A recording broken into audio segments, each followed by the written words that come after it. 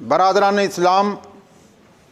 محترم ناظرین، سامعین، السلام علیکم ورحمۃ اللہ وبرکاتہ۔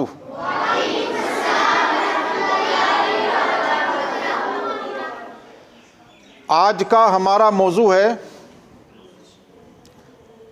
کہ تعلیم نسواں کی کس قدر ضرورت ہے اسلام میں، عورتوں کی تعلیم کی کس قدر ضرورت۔ اسلام کے احکام مرد و عورت سب پر لاگو ہیں، اس لیے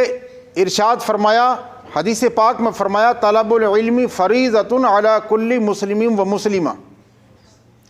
علم کا حاصل کرنا ہر مسلمان مرد و عورت دونوں پر فرض ہے۔ تو اس وقت عصر حاضر کے جو چیلنج ہیں، ایسے حالات میں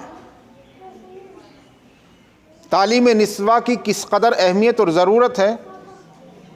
اس پر ہمیں خاص توجہ دینی ہے۔ اسلام کا سورج جب طلوع ہوا اور اس کی ضیاء پاش کرنیں پوری دنیا کو روشن کرنے لگیں، تو اس نے اپنے ماننے والوں پر سب سے پہلا جو حکم نافذ کیا وہ تھا تعلیم۔ فرمایا قرآن پاک میں، اقرأ بسم ربک الذی خلق، اے محبوب تم پڑھو اپنے رب کے نام سے جس نے انسان کو پیدا فرمایا۔ تو غار حرا میں یہ آیت پاک نازل ہوئی، حکم دیا جا رہا ہے کہ پڑھو قرآن کو،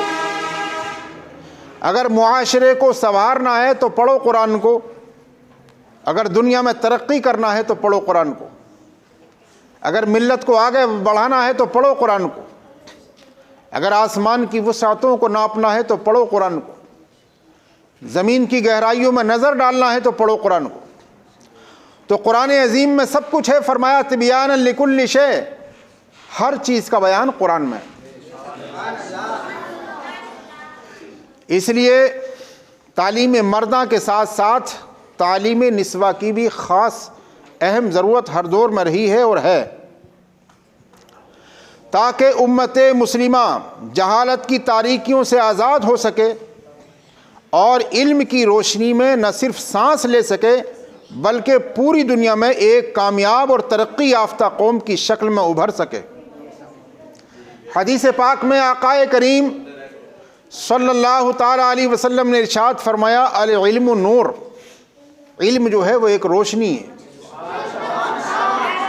تو جس طریقے سے روشنی میں آپ دیکھتے ہیں کہ یہ انسان چھوٹا ہے، بڑا ہے، کالا ہے، گورا ہے،